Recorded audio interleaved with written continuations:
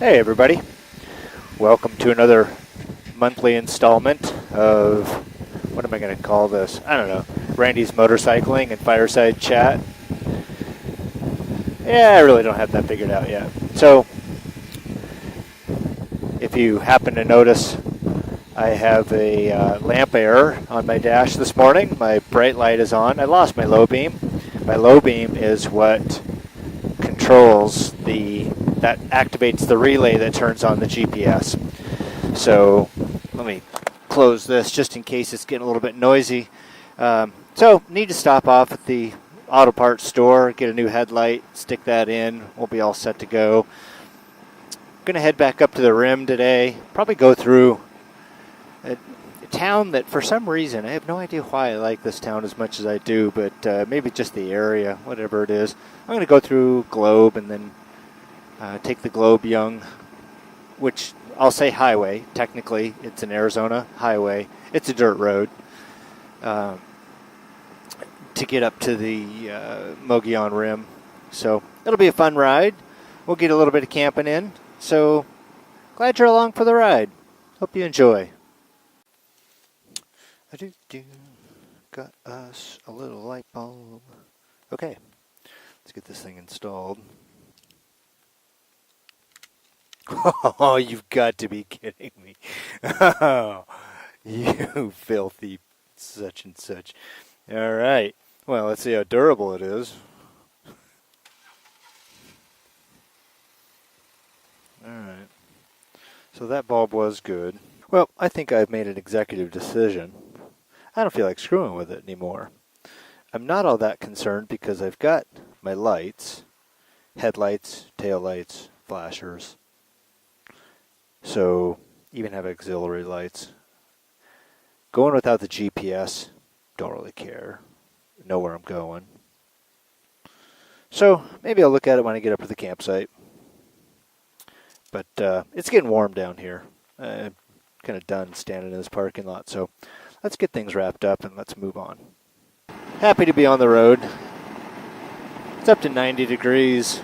So, I mean, certainly not unbearable. And you'll notice that I opted to drop the coat and go with these 3M cooling sleeves that I picked up. Really more of a bicycling kind of a thing. And for those of you that are all the gear all the time, I commend you.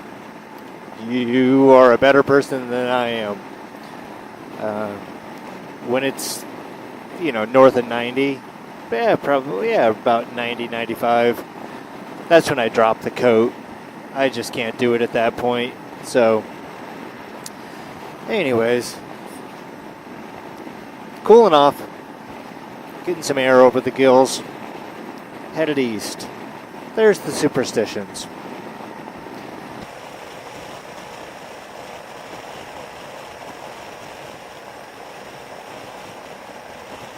Welcome to Superior. Founded in 1882.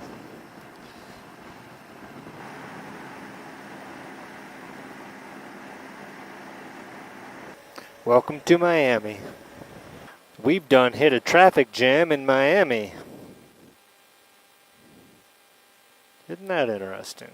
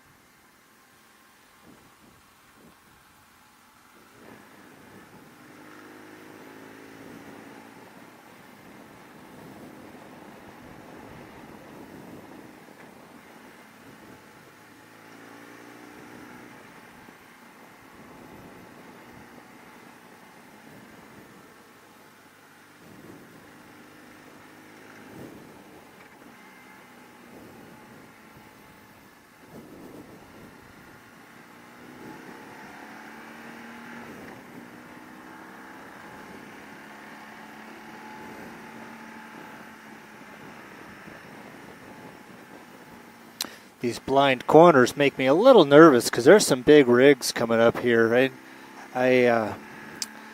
From the bottom there, I saw somebody was pulling a fairly sizable trailer, RV of some kind, something like that.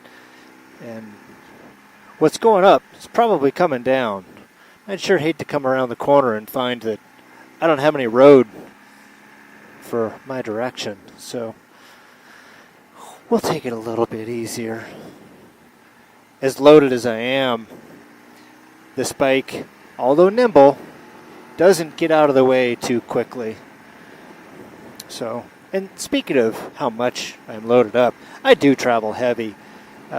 Every day for me is kind of a workout for around the world.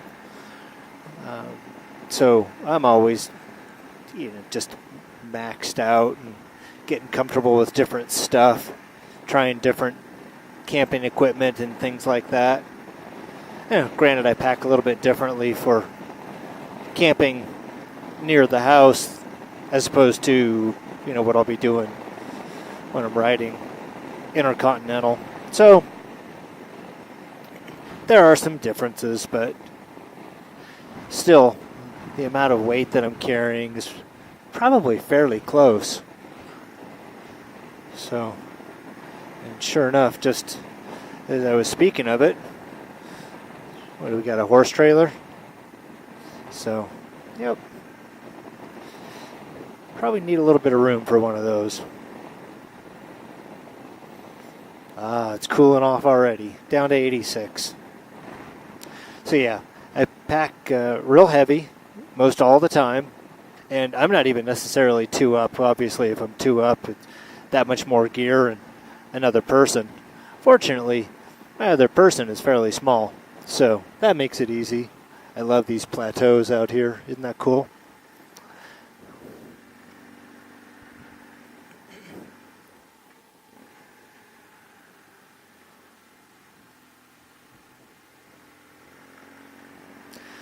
Now, this is elk country, but I don't know where the elk go this time of year. I would assume higher territory, but there isn't really much else that's higher than this, so they must, I don't know, but then again, I guess, well, they were released at Chevelon Lake, which is north of here a little ways, probably 60, 80 miles. Hey, look at that. Watch for elk sign. So, I don't know. Do they go back over by the lake? We'll have to see. And here we go. Now we have a trailer and a trailer. So yeah, good idea to take it a little bit easy around some of these blind turns. We get a little look up the inside here. We look clear.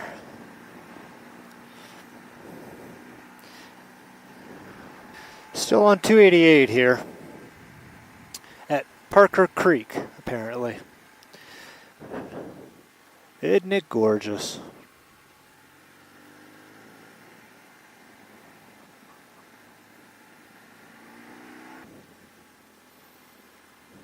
Now I'm running at street pressures. So what did I have that set at? Which the front was a little higher than I wanted it even. Yeah, 33 and 33. So probably going to need to drop some of the pressure on the front. And I don't really mind dropping the tire pressure in that it's not like when I get back on the road, I need such high performance that the tires being, back up a couple pounds is going to make that big of a difference. I just not ride them that hard. But you really can tell the difference on the dirt when you're riding at street pressure. So we'll back it down. Well, here's a little shady spot. Why don't we just pull in and do it here?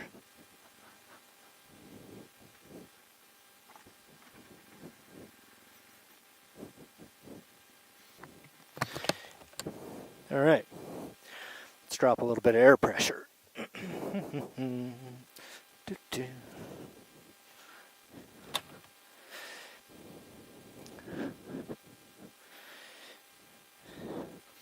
both in a obnoxious spot. Come on, big girl.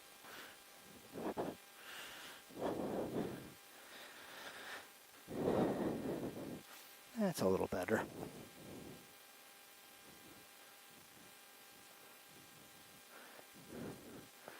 Oops.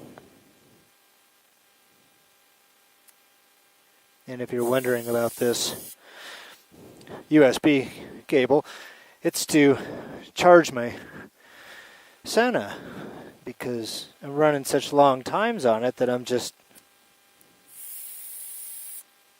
killing the battery. 28 on the front. I like it. We'll call that good. And the rear, I don't know what I want to do with the rear. At 33 already. I'm inclined. I don't know, maybe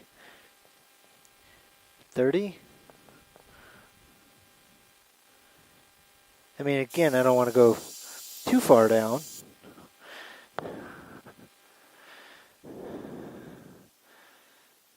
Hey, 30 on the button. We're just going to call that good.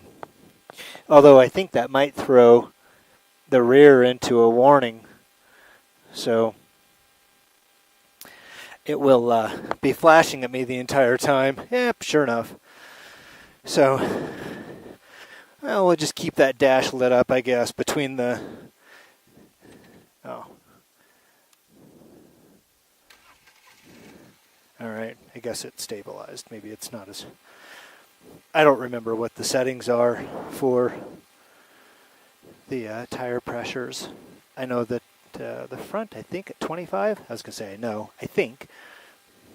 The rear indicator starts flashing at 25, and front begins at 25. Rear, can't say.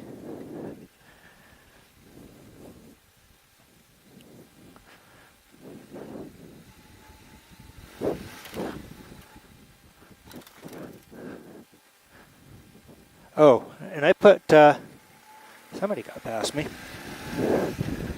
Put these bar risers on. Wow, what an improvement that is. Just being able to stand up comfortably. That's fantastic. I'm all for that. So I saw a sign here that said Rose Creek Campground, I believe. So I figured we'd just check this out for a moment. See what's going on.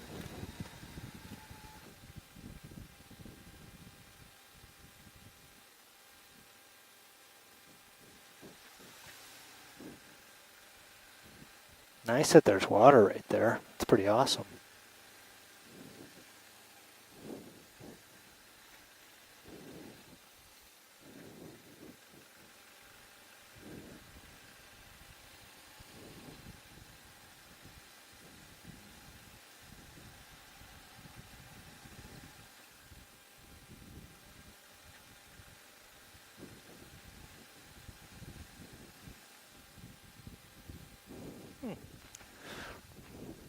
Nice little place.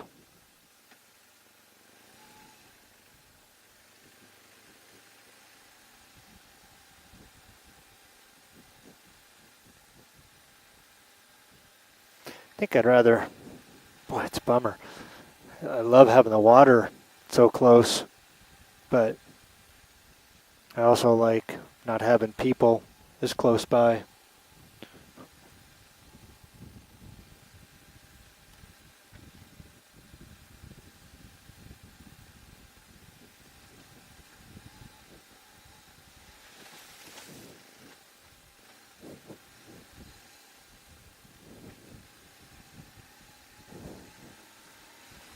All right,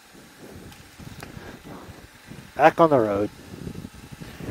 Saw another little, what could be a road. Yeah, there's kind of one right there too. So it is kind of something, isn't it? Now the question is, do I feel like carrying this heavy beast down in there?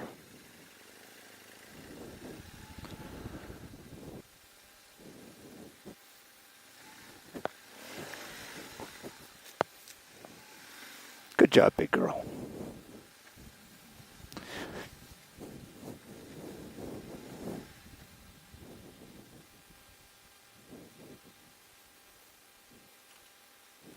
Whoa. All right.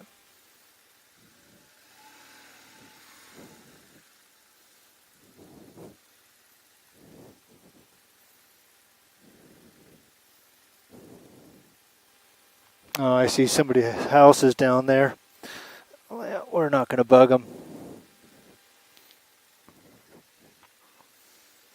Off we go.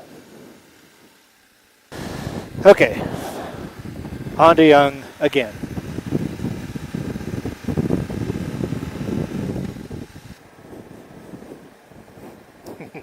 Get out of the road. Sure has cooled off nicely. Yeah, down to 77.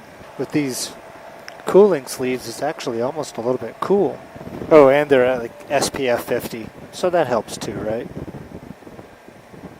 I don't like to come up too fast on people, especially on a road like this. Oh, very nice.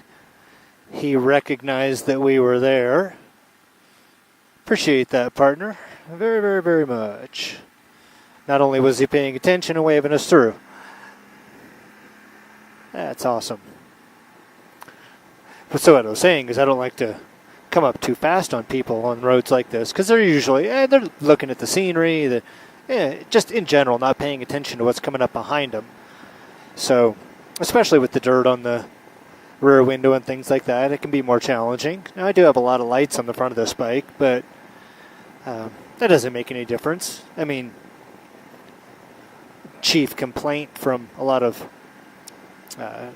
police, sheriff, firefighter types is that you can have your full siren going and coming up behind people, and they don't realize it until the last second, then they freak out. I don't want that to happen. Somebody's going to get hurt. Not necessary. We can come up on them slow. Well, we've almost made it to Young.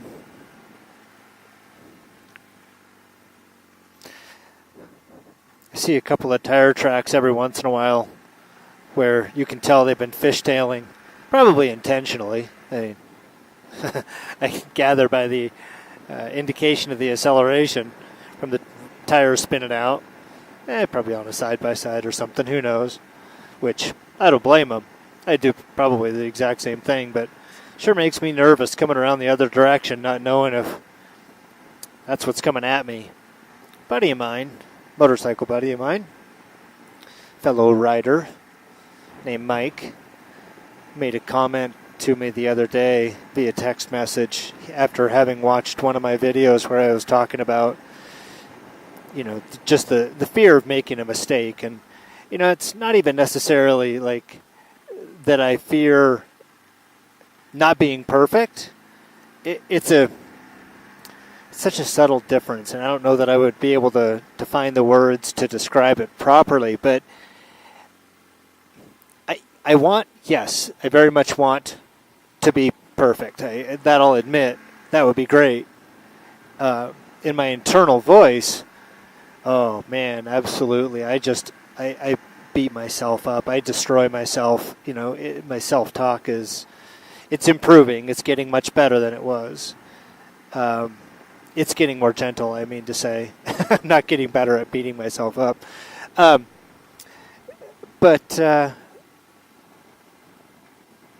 Just the fear of being seen as, a failure or making a mistake or, again, I don't want to use the term perfect because, I think I've gotten a little bit beyond that fear of delivering something that isn't perfect, but just being seen as making a mistake is so hard. And I realize that, a big part of that's ego. I get that. But I think it goes a little bit deeper than just ego, because it's not that I want to be seen as never making a mistake. I fear not being valid, not being valuable, not being worthwhile to have around. I fear somebody saying, no big deal. Randy's not around. We'll be fine. He doesn't add anything to the, insert scenario, project or, game, friendships, whatever. I don't know. So that's a lot of my fear, is just not being valuable to other people and not being valued as a person. So that's a huge struggle, and it's improved. Things have improved for me considerably. Things around work are seriously better than they've ever been. That's just magnificent. Magnificent. Never thought I'd use that as a word to describe my employment. But, things are very good. And I owe a lot of that to, now, if they ever watch this, now I don't want to be seen as buttering these guys up. But, they're doing, my senior management's just doing such a great job. And using people the way that's appropriate. Hey, there's Young down there. You can just make it out off in the distance through the trees. See those houses down there a little bit? So, yeah, my executives they're making good decisions, and they're using people in ways that people can be helpful to the organization. And it feels good when you're a benefit to your company, and you're doing something that you do well, which then, usually people like. I certainly do. So, it makes me feel as though I add value and, and add a benefit. I have something to bring. It makes me happy to be working in a place where, I do things that are valuable to them and to, obviously, our clients. So I just thought I would share that. So shout out to you, Mike, for mentioning that. That was a big thing, to even just say that to somebody else, and fear cannot survive the light of day. That's the truth of it.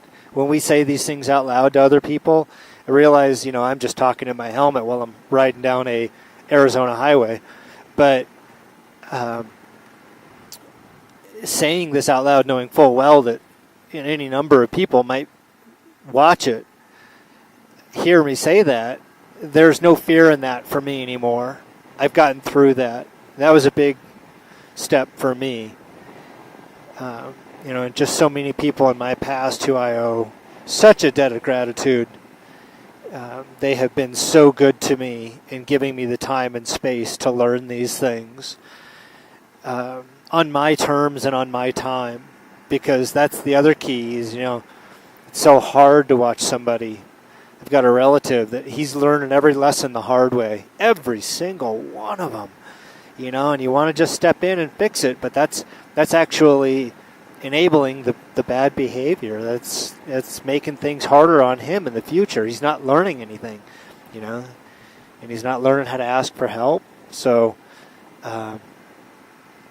just really, really appreciate those people who gave me the time to grow the way that I needed to. And, sometimes I really regret being 48 years old and not having learned this 20 years ago or 30 years ago or whatever, but I see that some people are, which is amazing. And I think it's fantastic. So many bright minds out there, but so many other people who are suffering. So if you know somebody who's suffering in that way, just tell them it's okay. Give them some space. Let them know it's going to be all right. So anyways, that's the end of my shout out to Mike, and that'll be the end of my comments on that. Welcome to Young. Hello, llama. Or is that an alpaca? Damn it. If it was a Wanako, I'd know the difference.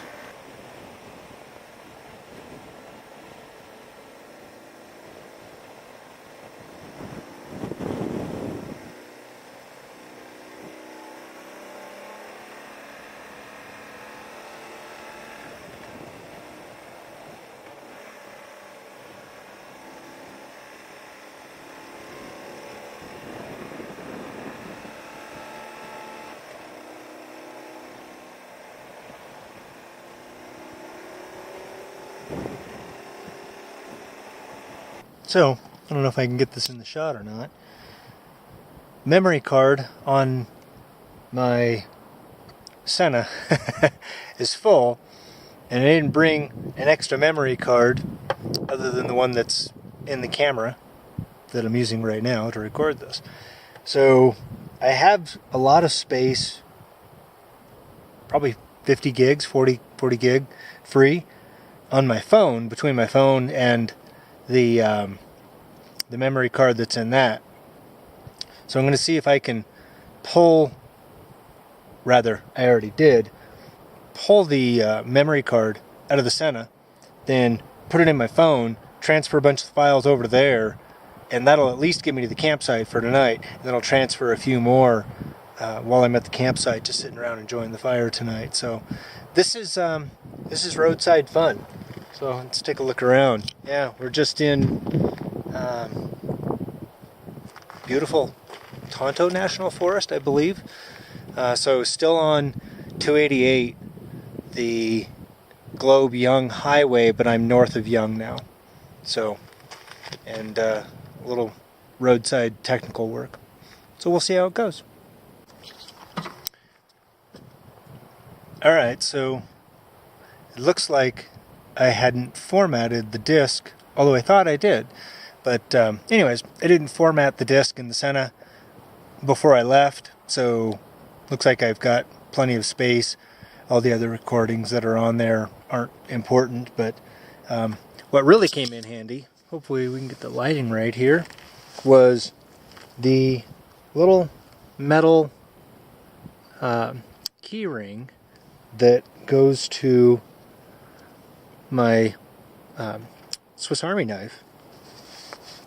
I used that because I didn't have anything that was small enough to get into these holes, because you need like a stick pin or something to get into the card reader and, you know, the SIM on your phone. So anyways, disaster averted. Looks like I didn't need to do all this anyways, just delete some of the files, but we'll be back on the road in a minute.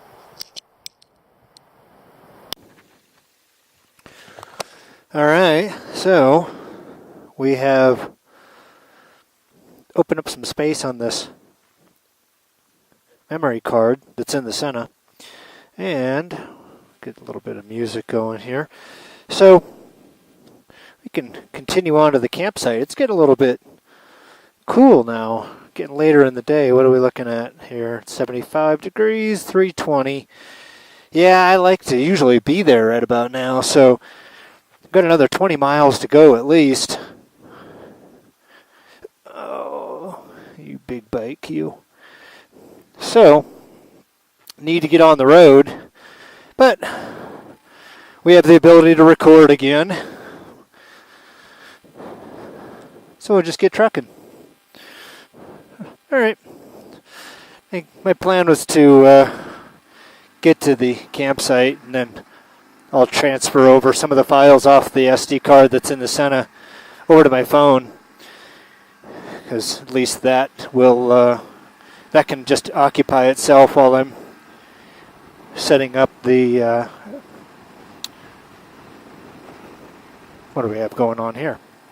Setting up the camp. Oh, looks like, oh, I thought they had another car here, but looks like they're probably all right.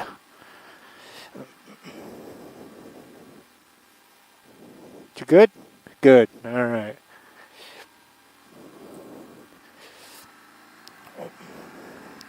People taking care of people. All righty. Yeah, it occurred to me that I forgot a couple things today. Didn't bring a gun. Kind of usually bring a gun. Not always, but I kind of do. I forgot that. And I forgot my puff coat. Now, the puff coat, as much as, yes, I do have a coat, I've got my riding coat, a lot easier to sleep or be around the tent in the puff coat than it is in the motorcycle suit. Not that it's a big deal to be around the campfire, but certainly not as comfortable to sleep in, although I have slept in all my riding gear more than one occasion. So, but just, you know, encouraging me to get things a little bit more dialed in. Anyways, yeah, it just encourages me to get things better situated such that when I go camping, it's just grab the stuff that I need, it's already packed away, and then it's done. Another example would be the USB cables.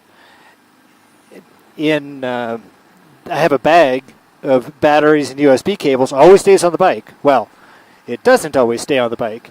I pulled it out for another camping trip, and I have no idea where the hell it is. So, I bought one at bought a couple of them actually at a gas station, which, in and of itself is fine, no big deal, disaster averted. I've had the opportunity to pick it up. Boy, this is some sketchy little gravel part here. So I've got the cables, and that's what this white one is that you see recharging the Senna while I'm riding. But yeah, just having stuff just always there, so you just don't have to think about it. You can just grab a couple of things and just go. So that gravel reminds me of how much I don't like this TKC. I am sorry. That was a very incorrect statement. I have a K60 Scout, Heidenau K60 Scout front tire and rear. The rear I don't mind. The rear, in fact, I really like. That thing wears nice and long. A lot of people complain that there's not much traction on the wet with it because it's such a hard compound. I don't ride so off the chain that's a really big difference for me. I think the mileage that I get out of it offsets the issue of riding in the rain that I have. So not a big issue there, but the front end, I just don't like it. It's mediocre at everything and not good at anything. So even when I pressure it down, I mean, it sucks less, but I don't think I'll ever do I don't think I will ever do the K60 Scout front tire ever again. I'm on probably my 4th or 5th K60 Scout rear tire, and I'll probably do that again. Now, I did go TKC 80 on the front and rear on my KLR 650, but as far as the big bike here is concerned, I don't know exactly what I'm going to do for the front end. I really like the TKC 80 on the 1200, so I got it for the KLR 650. I wish I kind of would have gone for the Metis E07. But I think John was probably right about that one. Probably should have. But, I mean, the TKC 80 is going to be, it'll still be fine. It'll still be great. Maybe it just won't wear as long. Maybe not quite as good on the street. Again, not that big of a deal. It's a KLR 650. It's not like I'm dropping a knee. So, certainly not an issue. This big bike, though, it really likes to get squirmy quick, especially on stuff like this. But when I had the TKC 80, it was just significantly better. So I'm going to turn off traction control there and anti-lock braking, but the traction control is more of the issue. I think it really helps to burn out your clutch, especially when you're on these roads where you're kind of gunning it and the two tires aren't going the same speed, and so the clutch retards the rear tire speed and you're just burning it, so unnecessarily. This is where we jump onto the 300.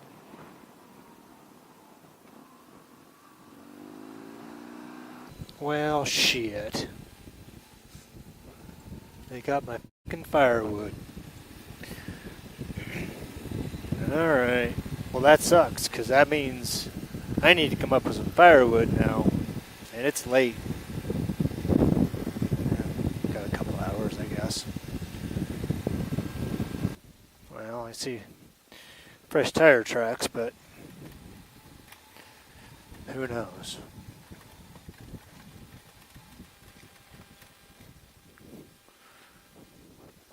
Little beach sand here.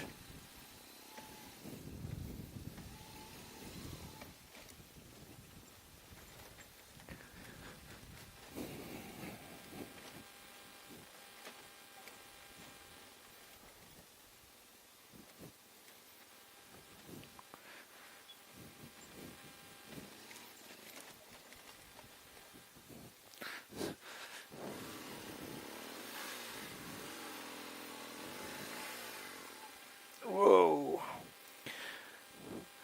That is some beach sand. That was pretty unfriendly. I don't know how much further I feel like going up with this. Looks like other people have felt the same way.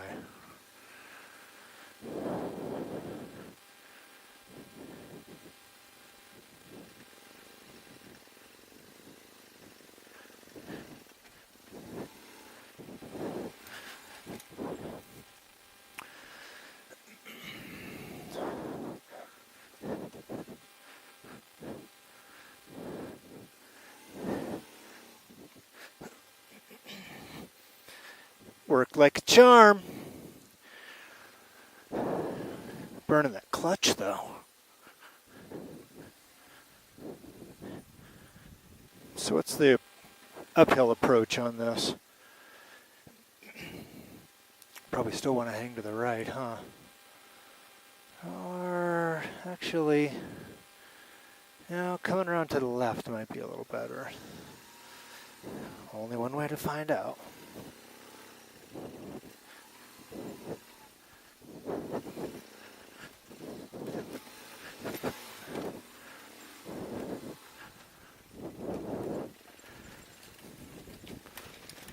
Oh!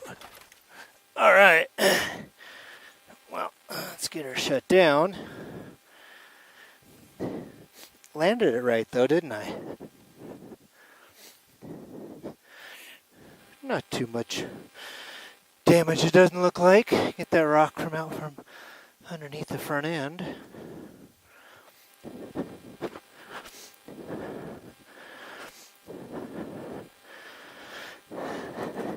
Little uphill rock.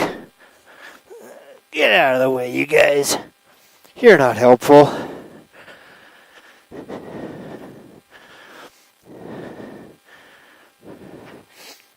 I think I will pull this out for the time being. Can we secure this again? Like it is? I just attached myself to it? Yes.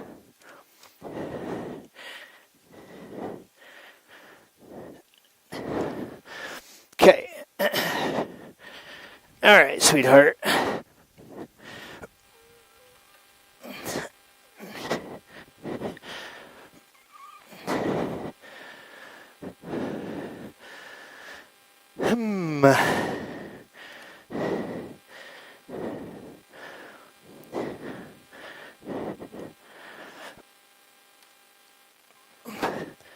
There we go.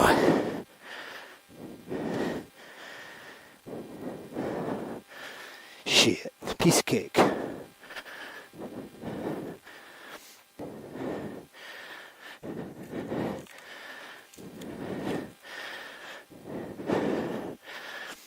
Okay. We don't want any other big rocks to tumble around on.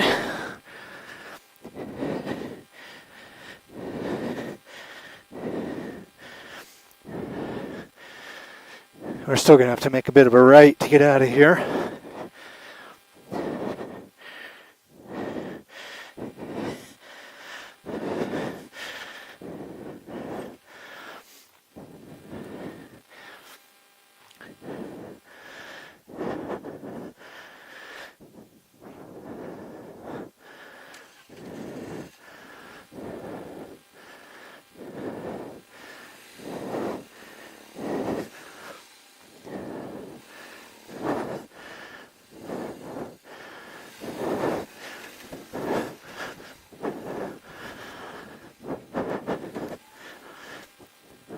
Yay, beach sand. Da-da. Try to stay on these tire tracks. Alright. Let's head over to some other stuff we know. Interesting detour though, wasn't it?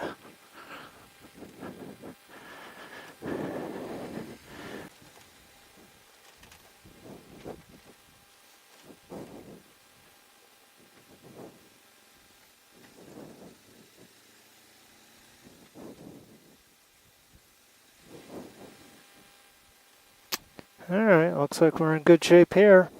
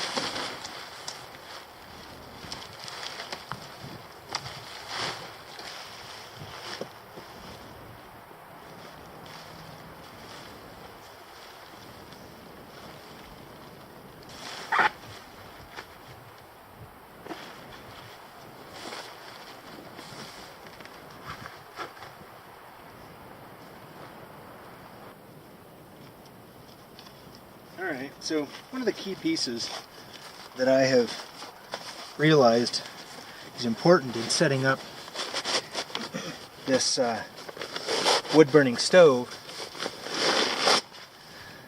is to set up my chair first. Then I have a comfy place to sit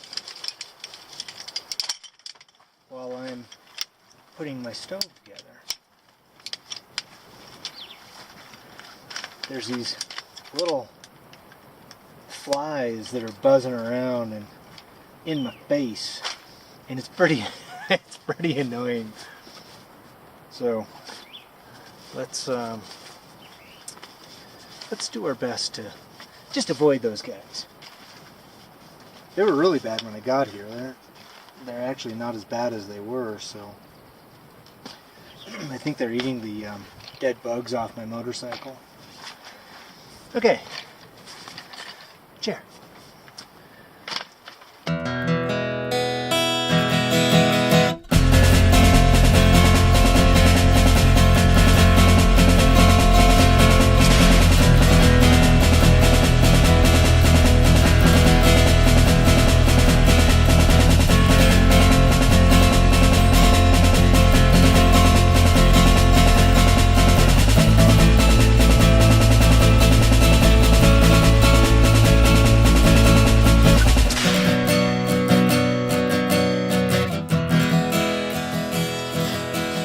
Okay, how about a little tour of the stove when it's not burning? So, you can see in there, we've got a couple of rails.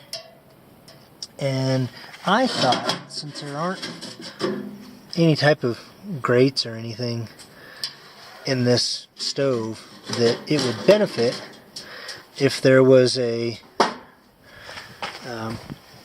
some type of grate or something to allow air to get where it needs to go, you know, underneath and to the back. So it seems to work, seems to help a little bit. I don't know, maybe it's my imagination. So, and then the last piece I still have to get out is, let's just grab this little bugger, the spark arrestor. and the damper.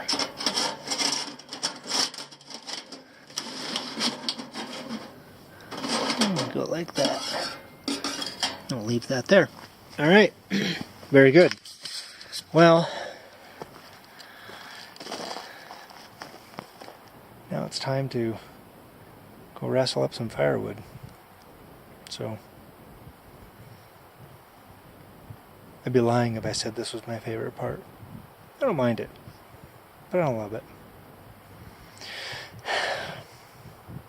Here we go. You know what makes me nervous is stepping over logs like this as it's warming up, and you get whoop, elk poop. Fairly fresh. I mean, not, yeah, a little bit. What I was saying about stepping over logs, especially in dry grass and stuff like this, snakes. I don't want to meet a snake on the other side. I would prefer not to. So fortunately for me, I had felled a tree last year near this site, last season, and no one else has touched it. So I'm going to go ahead and just harvest off of this tree that I've already cut down. It's even that much more seasoned. So let's get started. Alright, so this is a tree that we felled last season. Which way do I feel like going with it? I don't want to deal with that. These aren't getting any smaller. But that is better wood. Maybe we throw that.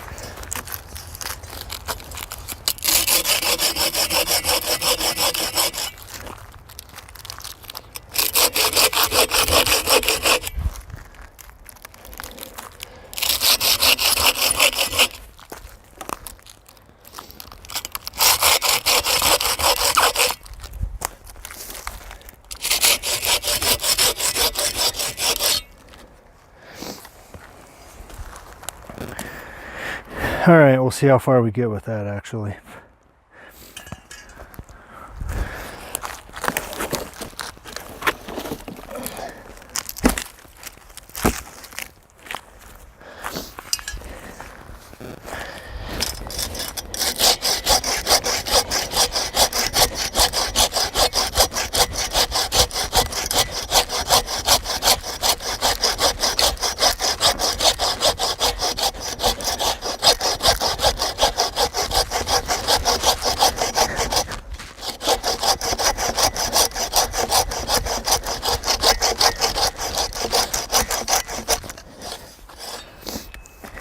Oh, sorry, big beetle.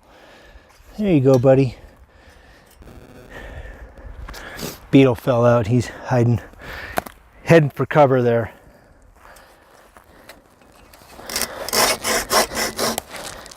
Oh, that little get off I had earlier. I hit my shin on something, probably the motorcycle.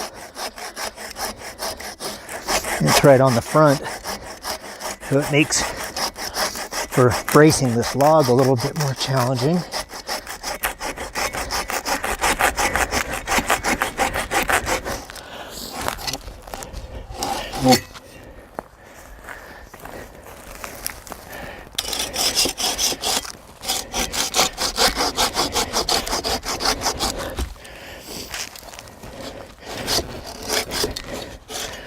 Getting a good angle on that blade, which I don't like.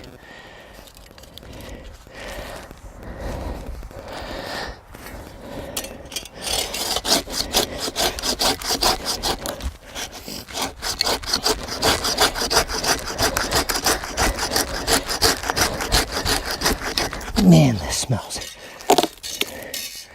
green down here.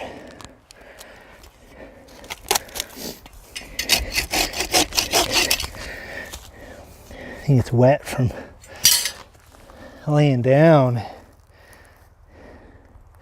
Might be better to go with that side, huh?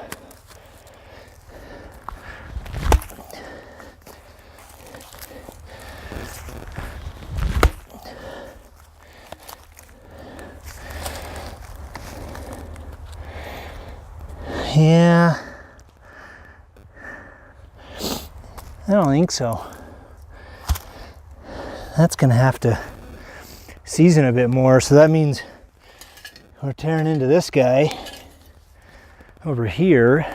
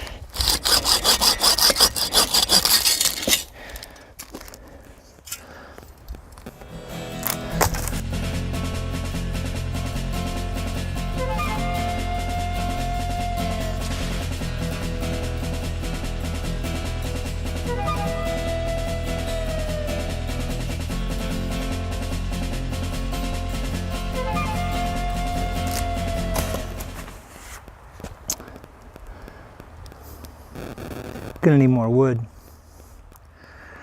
I feel like that picked up a lot of water where it was, so gonna need to scavenge for something a little bit extra. So let's go take a look, see what we can find. And here's your shot of the rim. Isn't that just gorgeous? Gonna be windy again tonight, as it usually is on the edge here.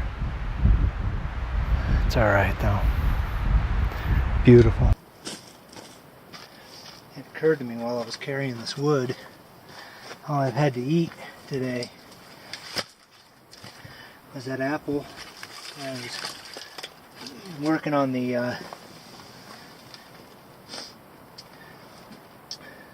SD card, and then I had the blizzard. Had a mini blizzard at Dairy Queen. That was pretty good, but that does not sustain life. Gonna need to cook some dinner here pretty soon. Alright, first load in. Alright, so I got a pretty good bundle of wood here already all set up. So before I light a fire, I think what I'll do is get my sleeping pad set out and just kind of get the sleeping accommodations started.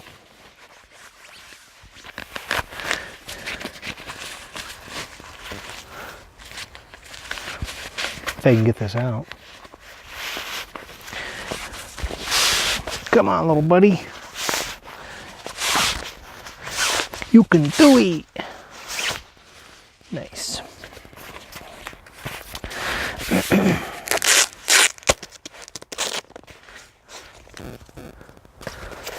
Change in atmospheric pressure gave it a little bit of a head start here. So this is one of the self-inflating Sea to Summit Comfort Plus SI. So I picked this up on a recommendation actually from Tim with 40 Times Around. Dang, something bit me, man. Little bugger. And when I looked into it as well, you know, just spot on. It just seemed like it had everything that I was looking for. A little bit of insulation, self-inflating, packs down, you know, as well as it can.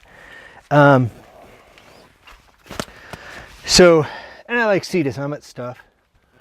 So, figured I'd give it a go. This is my dry bag with my sleeping bag, an extra blanket, some clothes, stuff like that. So we will let that fill up au naturel.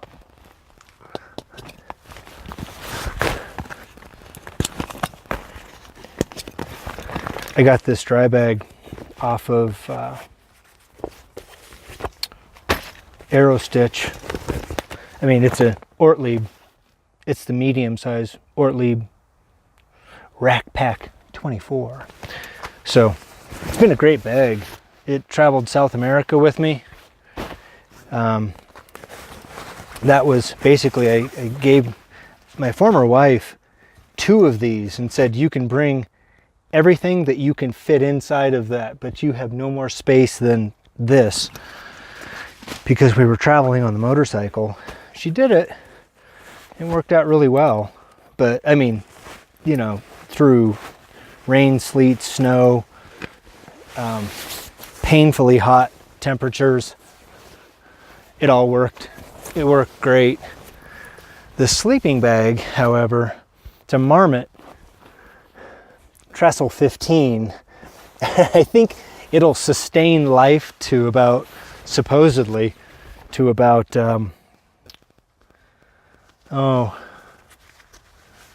maybe 20, I think is what it's rated at, but the comfort level on it is closer to like 55. Granted, I have thin skin, I'll admit that, but man, that it gets to be no fun when it gets down about 40 degrees.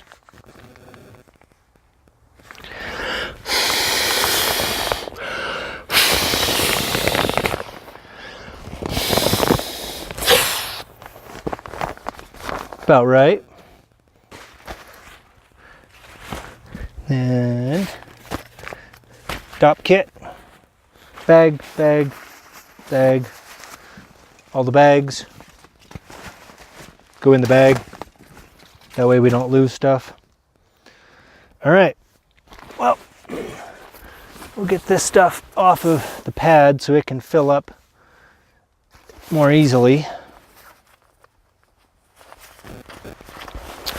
I leave these, oh yeah, boy, that makes a big difference having that valve open. Like I can watch it increase. I leave these self-inflating pads inflated all the time at the house, at least as much as I possibly can, just so that, you know, that's the form that it's more used to. At least that's what everybody recommends, including the manufacturer. So then it's only deflated when it's on the road, on the bike with me, a couple hours. So seems to help. Anywho, I think it's about time to light a fire. Okay, so here's my mess kit. In it is a lighter. If it's too cold for a lighter, I've got a ferro stick. I'll use it. Don't mind it at all. But I'm kind of lazy when it comes to starting fires, really. Like, no one told you this was a bushcraft channel, because it's not. So what I do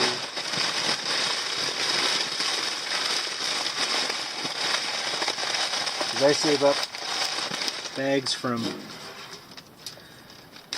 Chipotle or somewhere like that, I don't eat very much fast food.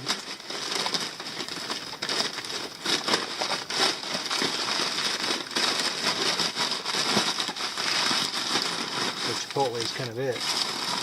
But what I was saying is, I carry lighters. I do have stoves in here. I'll use a ferro rod. It's fun. It's clever. I enjoy it. That's really easy. Always good to know how to do those things. But I'd far rather do them for fun and when I need to. Probably blocking that chimney a little bit. There it goes. I do love the heat that comes off of that. Oh, it just feels good. Too much fire coming out. Back inside.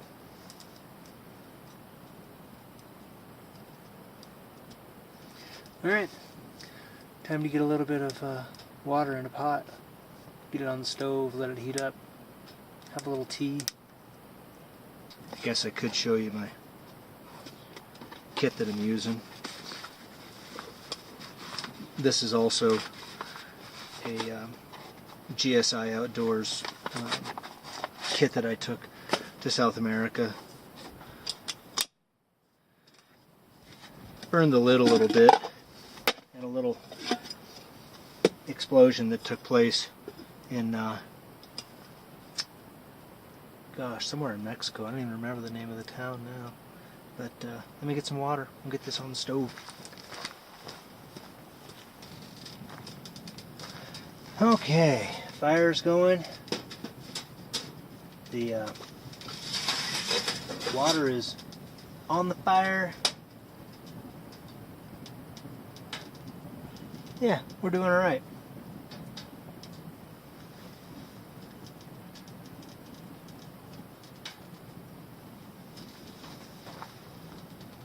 Yep, looks real good.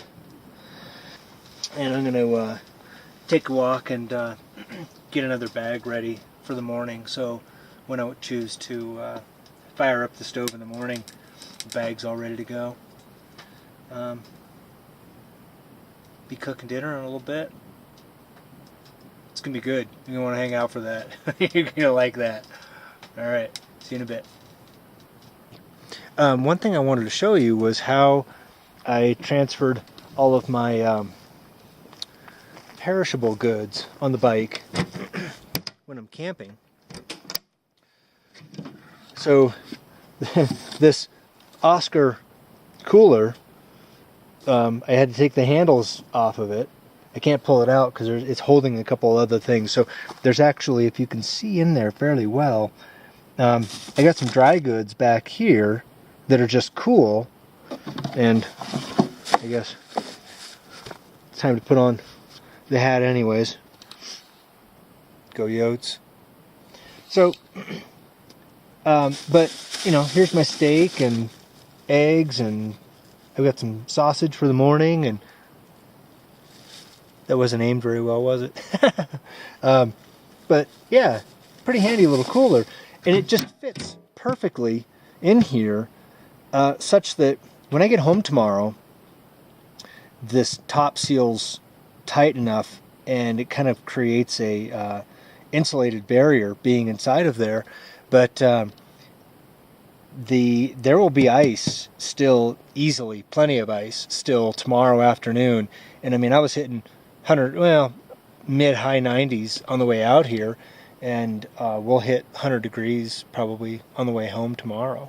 So, you know, it was just check to see if it fit. It fit. Been using it ever since, a few years now, and I just love it. So leave everything on the bike, and it is kind of its own bear box as well. I mean, I guess a bear could eat my motorcycle, maybe, but so far, been lucky enough, no bears. So, all right, let's go back in the tent. Yep, that's home. I have to seal up that insulated had, but other than that, I think we're in pretty good shape. So, again, let's take a run out to the edge, see what that rim looks like.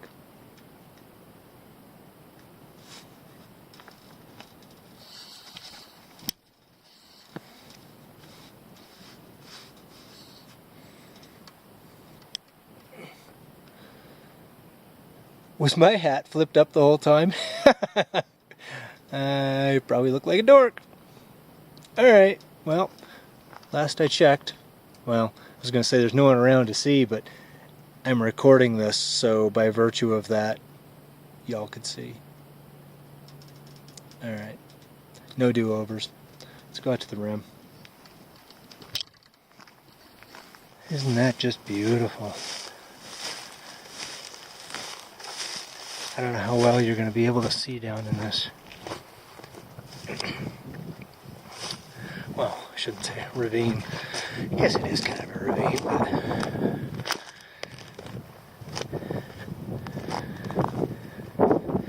be a nice place to watch the sunset.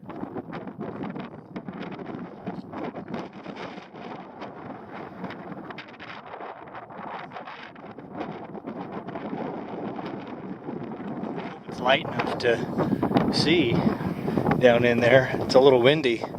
Sorry about the noise. Time to head back to camp. It's downright chilly out here.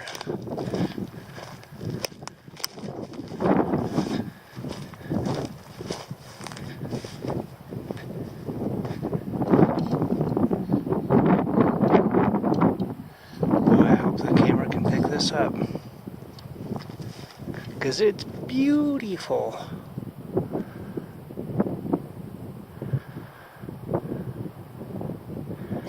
Alright, time to make dinner.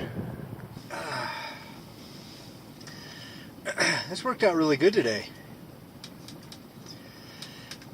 It was a fun little get off when I fell off the bike. You know, when you just tumble off like that and everything works out fine, it's always just such a perfect lesson of, you know, what you can and what you can't do. And that big heavy bike, it's ridiculous trying to get over rocks and stuff. You know, there's not a lot of fun to it. Tears up the clutch, beats up the suspension, and everything on it just gets abused. It's just not fun.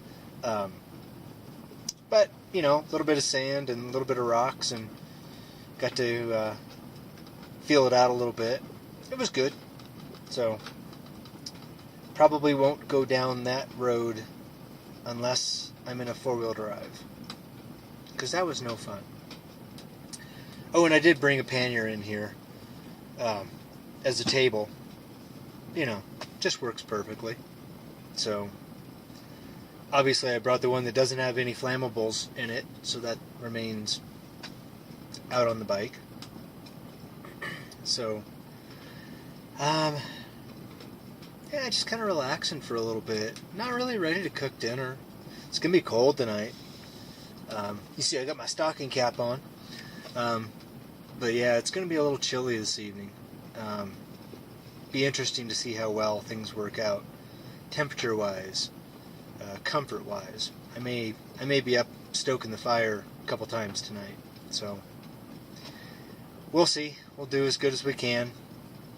Worst comes to worst, keep the fire going and we leave early. I didn't even bring my electric liner, so there's no getting warm on the bike. So best I could do would be to ride to what is that, Christopher Crossing? Maybe it's Christopher Creek. There's a restaurant there. That's probably 22 miles away. Be a little chilly. Anyways, I'm pretty sure I'll survive. Yeah. Should be alright.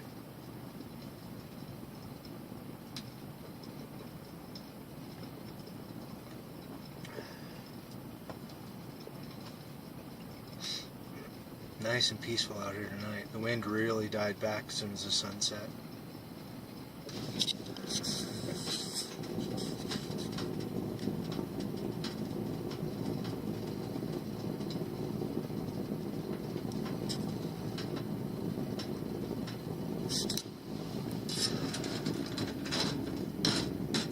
Alright, things are getting serious. It's time to start cutting up veggies.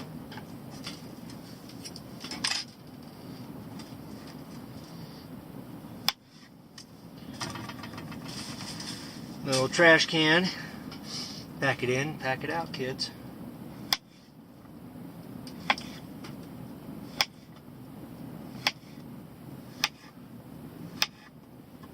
Squash down.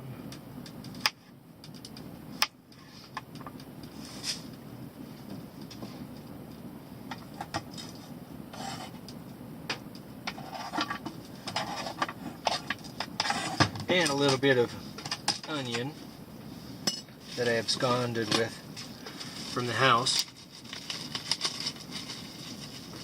Quarter of an onion anyways.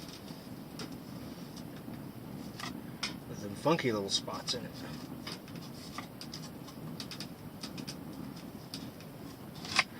So what I'm going to do is grill up this onion in some, I can't believe it's not butter. Now that may not be your favorite, and I don't blame you, but the spray type of I can't believe it's not butter works so incredibly well for being on the road like this, you know, in the cooler and stuff like that. It's absolutely perfect. So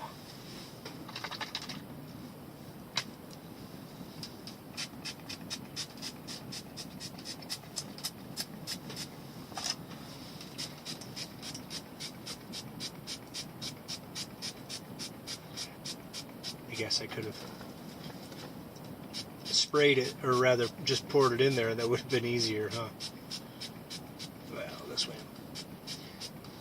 Alright. So,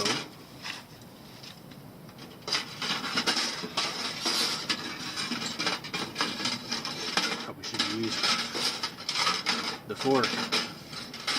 Use the fork. Pissing me off.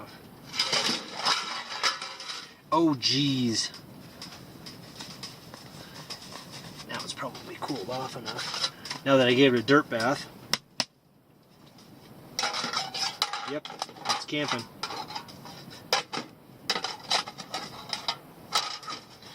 Alright.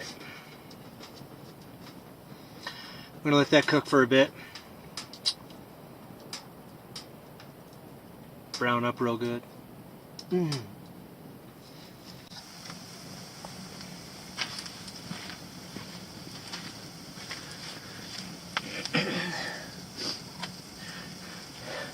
Time to check these little animals, see how we're doing.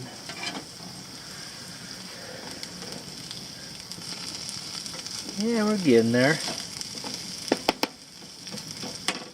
Onions are grilling up. Squash is starting to brown. So yeah, we're in good shape.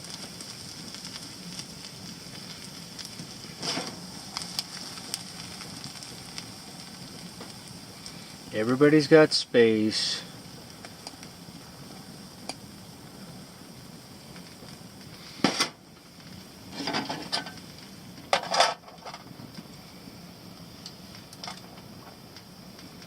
Alright, we look to be in good shape. I think we're about ready to put the steak on. Because those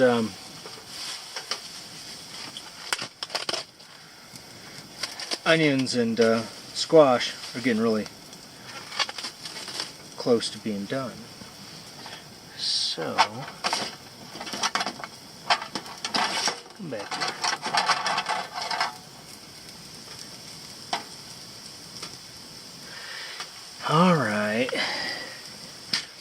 we're gonna have to kick a little path here. Ooh, got lucky on that one, didn't I? Alright, you guys, move over. Steak's coming in.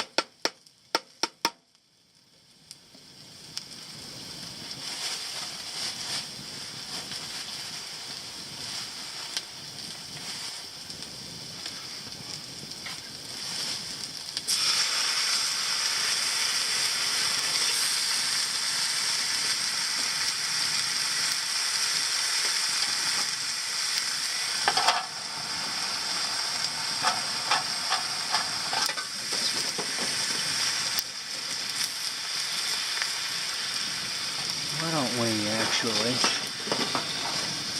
move that around? There's a lot of heat that comes off the chimney right here, and I don't want to overdo the squash, so we'll just go like that for now.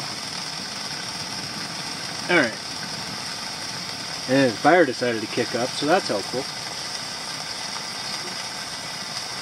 Probably put that potato on about the time I flip the steak, I figure. So here we go. Time to address this. We need to flip that steak, add some Montreal seasoning,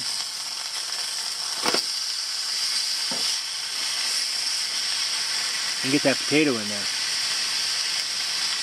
Oh, lost an onion.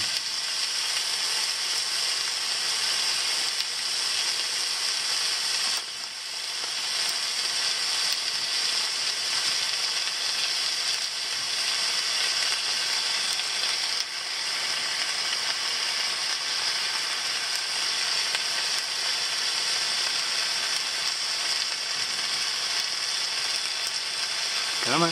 There we go. Alright. About right.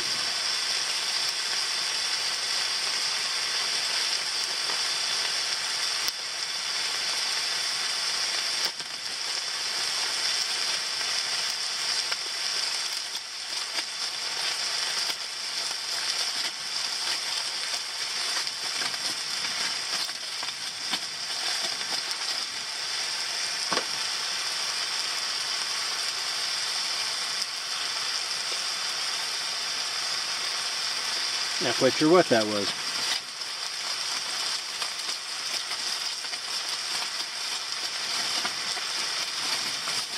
Well, that's not usable anymore. Too bad. Alright. Back with the lid. I better put that potato on the side of the flue. Get a little bit extra hot. Alright. Roll the bag down. Okay. Gonna be soup here in a few minutes. You hungry? Sure hope so.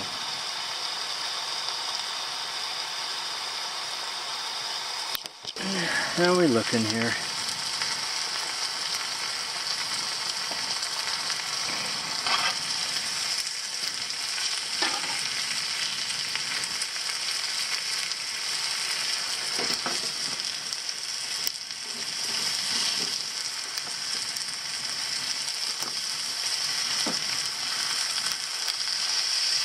Yeah, feels like I overdone the steak. Alright, well, so, we eat. Does that look alright?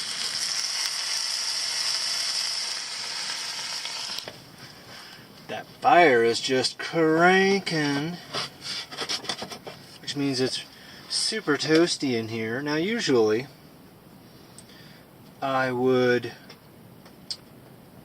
plate this and eat like a civilized human being. However, I'm the only one here today, and I don't even necessarily worry about it, so I'm going to eat out of here.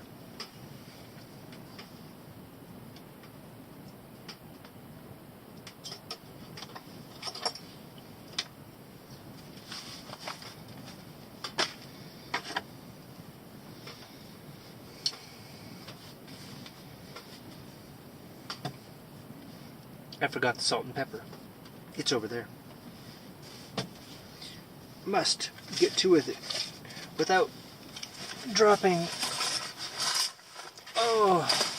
my food.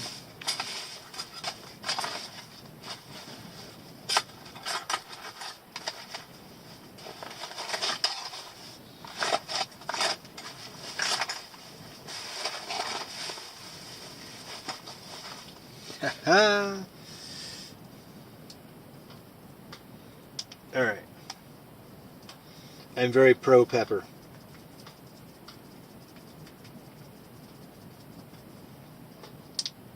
And a wee bit of salt.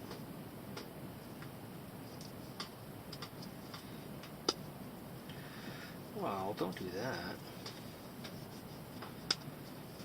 Just open like you're supposed to. There we go. The salt has no problem coming out in a hurry.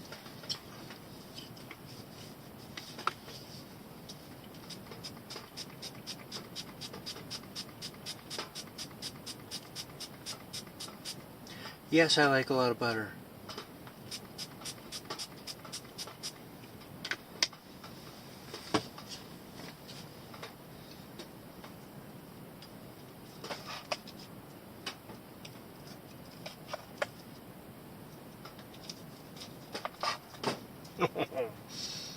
Man, this smells good.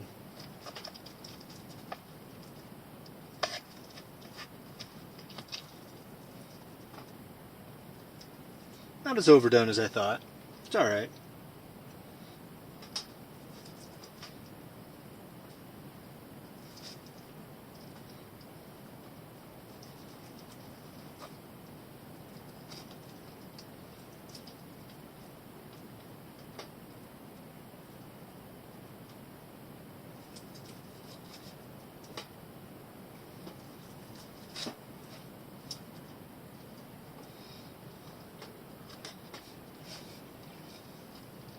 Oh my god. That is so good. Little onion and zucchini. Oh. Oh.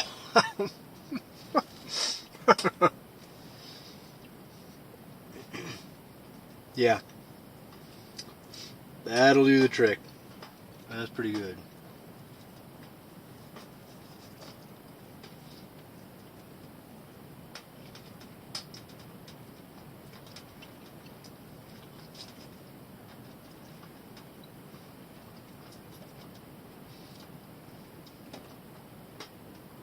I had another buddy named John. Great guy. Another motorcyclist as well. And he always comments on my cooking. He says, I eat better camping than he does when he's at home.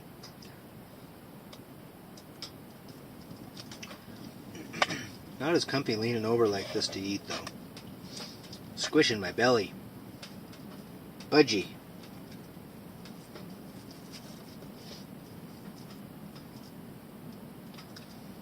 Zucchinis, onions, ground brown stuff from the bottom of the skillet. Oh.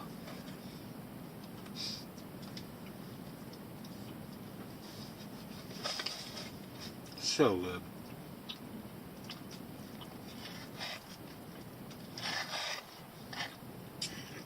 Alright, well, I'm going to finish my dinner. But I'll catch back up with you in a little bit. Okay? Mm.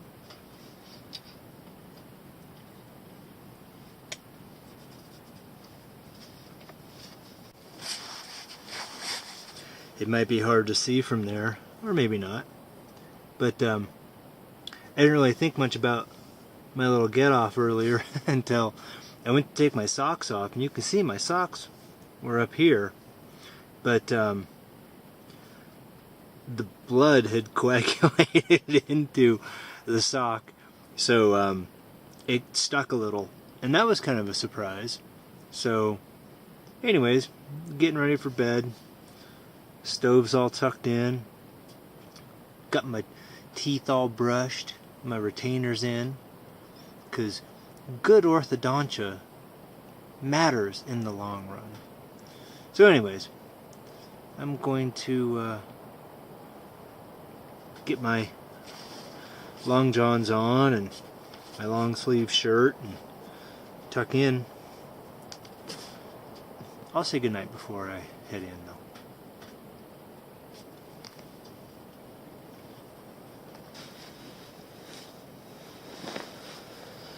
Oh, God. Oh. Alright.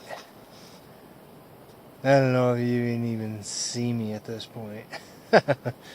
Is that light doing any good? Alright. I'm going to sleep. Well, probably going to read my Kindle for a little bit, and then I'll go to sleep. But, fire's shut down. We're ready for bed. See you in the morning.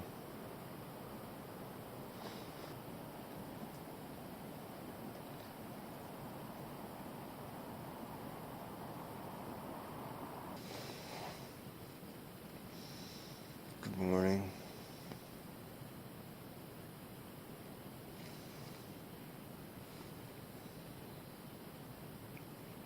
You can light a fire.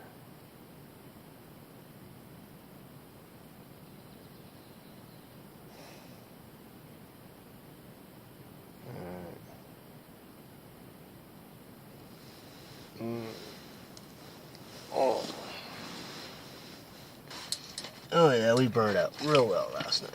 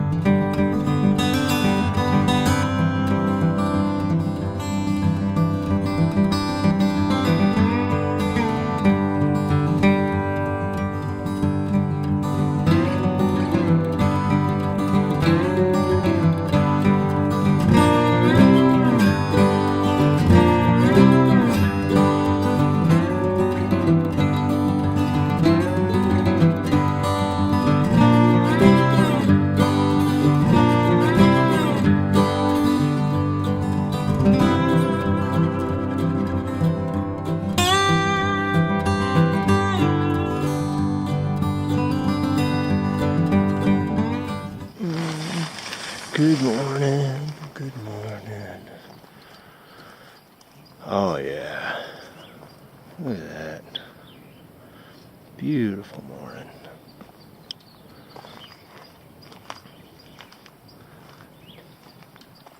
Bike looks happy. Yep.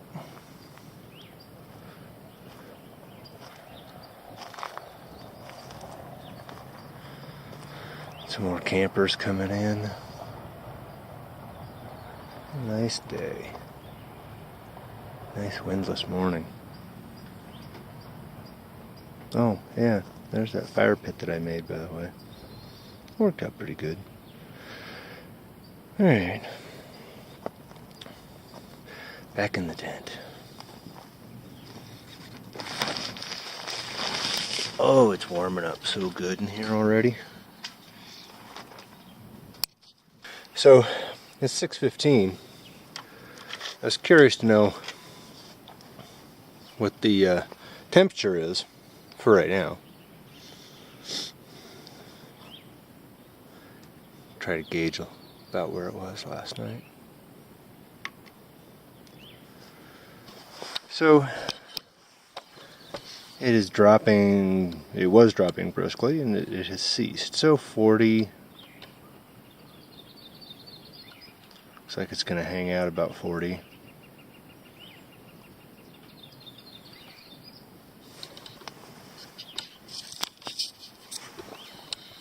Yep, about it. Alright, it's 40 now. It may have been a hair colder last night, but probably not by a wide margin. So that's good. I was actually more comfortable than I thought, just considering what I had for sleeping gear. So, I mean, at least I slept. Well, that's good. The water's coming along. Let me take a look. Let's see. Oh, it's so nice and warm in here. Well. Oh, I could do it with one hand. I didn't think I could. Well, I'm going to get my retainers out and get a little more situated for the morning. Make some tea, or maybe coffee, or maybe a Starbucks peppermint mocha. Who the hell knows? I mean, it is a BMW. Alright, very good. Well, see you in a minute.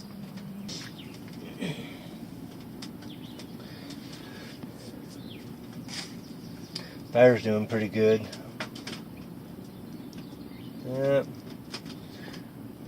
Water's not there yet, but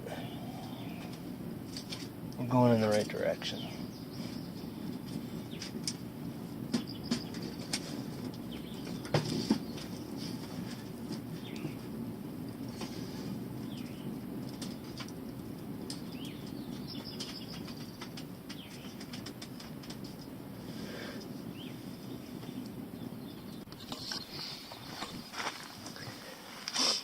You know, another significant benefit of this wood burning stove is how dry it does get in here.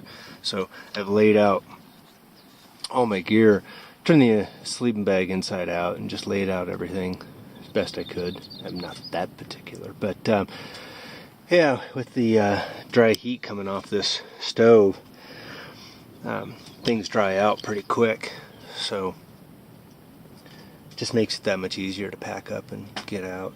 I mean, obviously it's not, you know, something that you can do in a matter of minutes. It certainly isn't hammock camping, but I love having the stove. Oh, water's starting to come to a boil.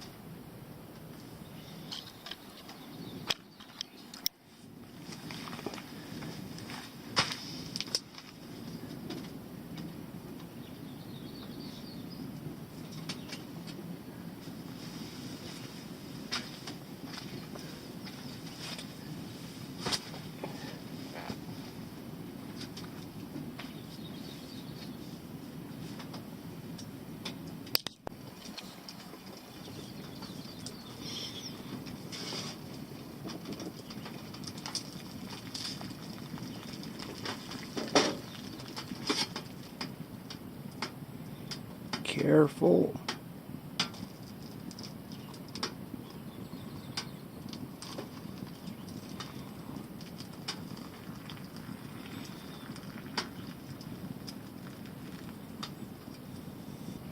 Okay, now I'll just leave this water on that warming tray and use it later for topping off my tea or doing dishes. Time to start packing some of this stuff up before we make breakfast.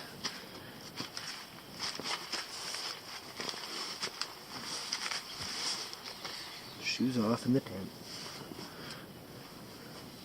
If you're ever cold and you're needing to pack things up, start with rolling up your self-inflating sleeping pad. My God, these things take a lot of energy.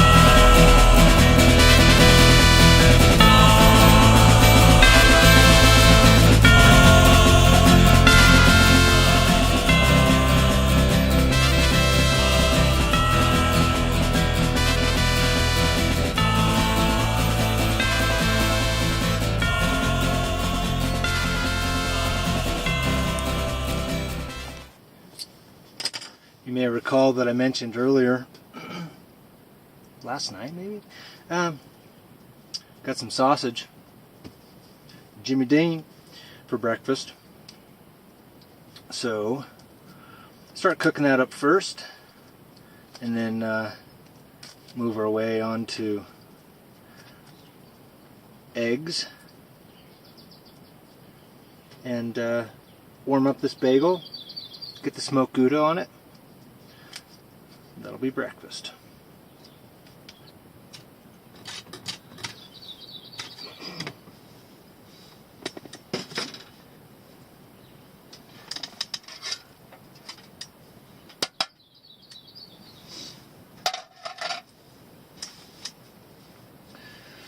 Okie doke. We need to kick that fire up a little bit, but we're going to have to wash the knife.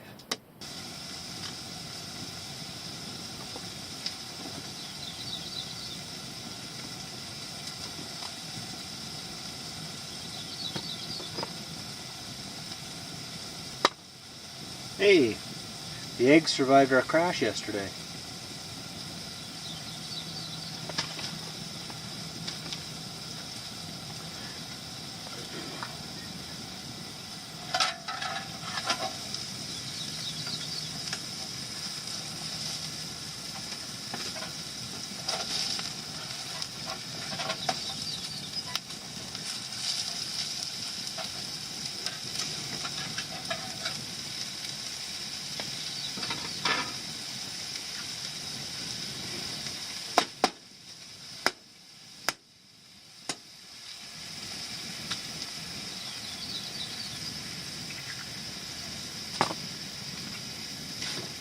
Oops. Whoa.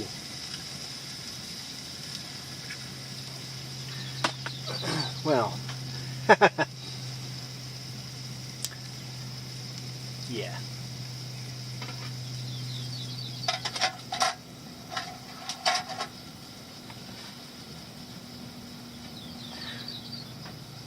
I'll let it cook off.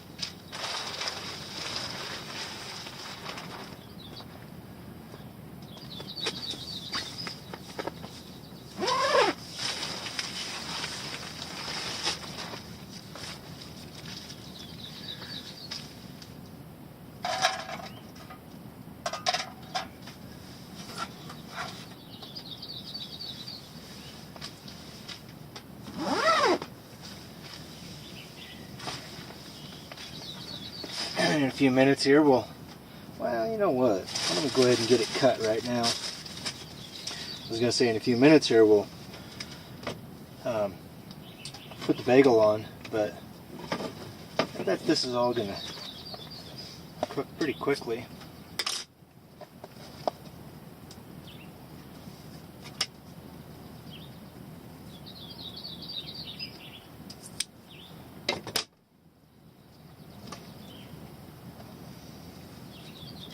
If you're finicky about food safety, camping's not for you. Just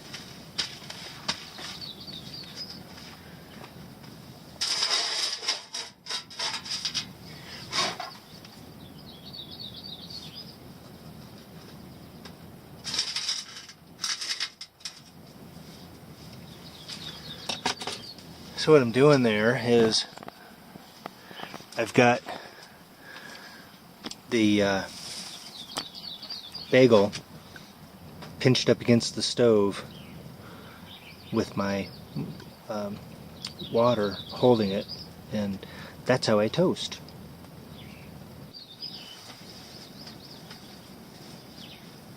Toasted bagel.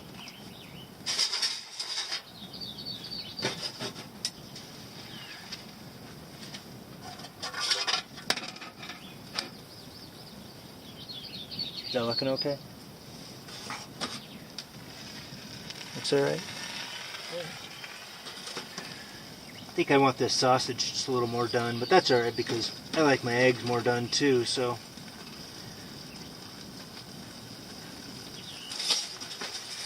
Get that over on the chimney side.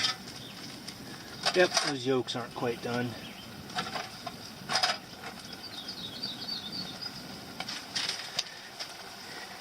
I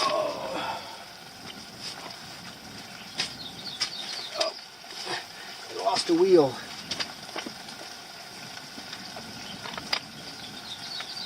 There we go.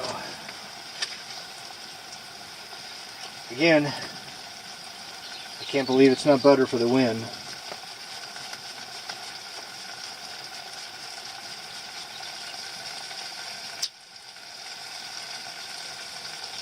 I'll go ahead and probably throw that in.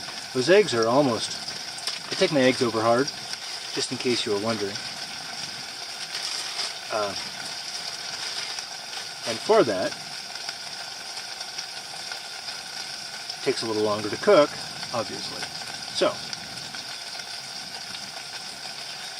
let's get this on.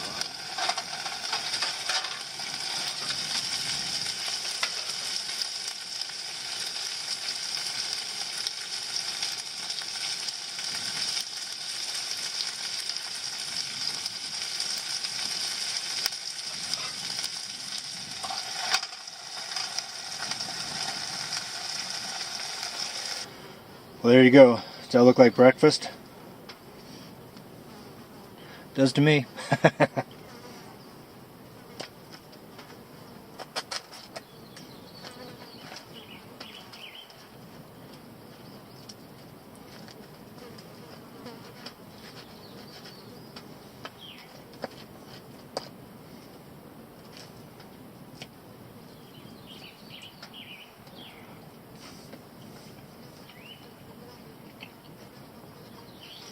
Yeah, campfire food, man.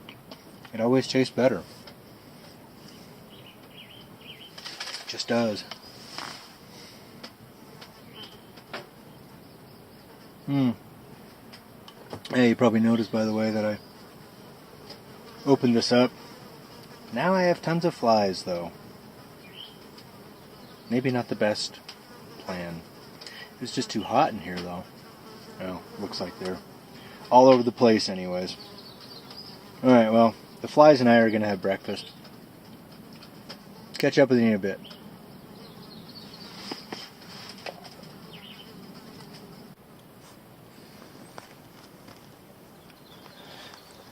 Alright, well, if you're curious as to how I dispose of the coals in my wood-burning stove, I go over to the fire pit, dig a hole. Nice wet ground too, real wet. So I'll bring the stove over and I'll dump it off here into the hole that I've made, and then pour the water over it that I've been using for cleaning and all that kind of stuff.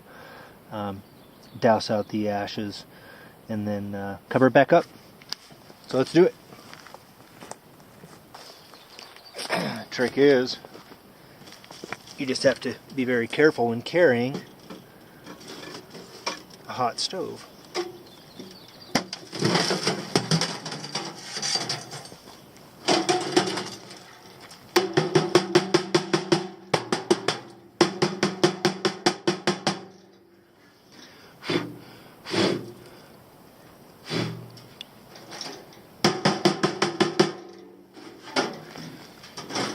Let that cool off over there. Now these buggers, they're going to be warm, like really warm. Yep, they are.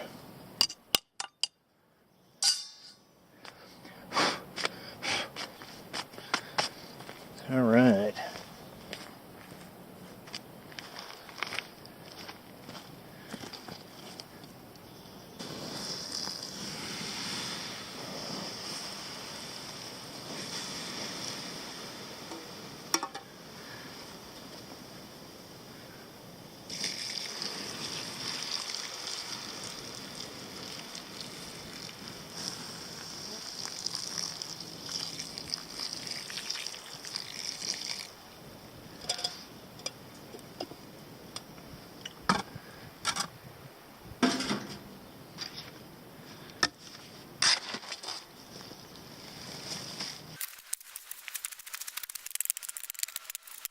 Leave it usable if somebody wants to in the future.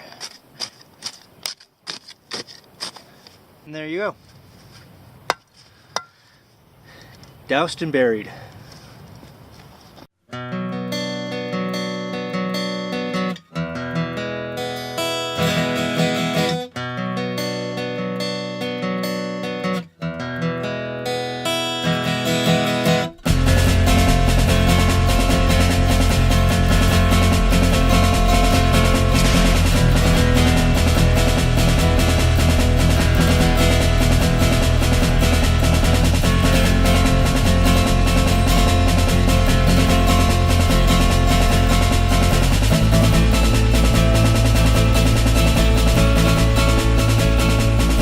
Well, that was a successful night.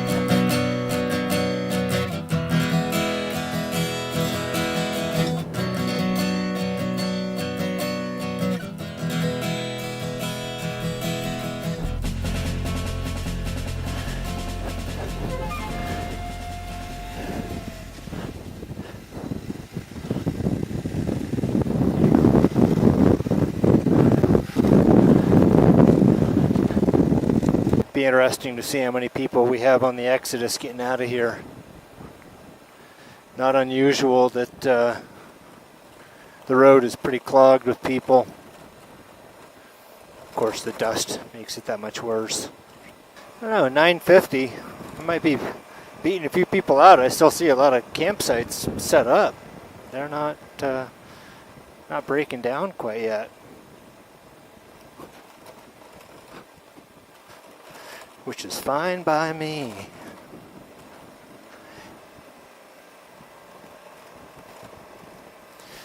Alright, well, if anything interesting comes up, I'll turn the video back on. Otherwise, I'm just riding back through Payson into Phoenix, and that in and of itself is not particularly exciting. Alright, everybody. See you on the next video.